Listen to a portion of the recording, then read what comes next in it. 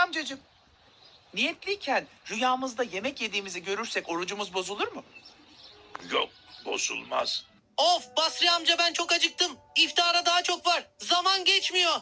Hayri evladım, sen de git ilahi falan söyle, zaman hızlı geçer. Bir deneyeyim bakalım, belki söyleyebilirim. Hadi bakalım, hem hayırlı bir şey yapmış olursun.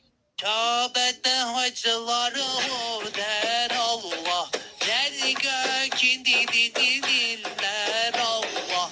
Melekler hediyeler Allah. İzin ver de Kabe'ni görelim Allah. İzin ver de yolunda ölelim Allah. Göstereceğin halini görelim Allah.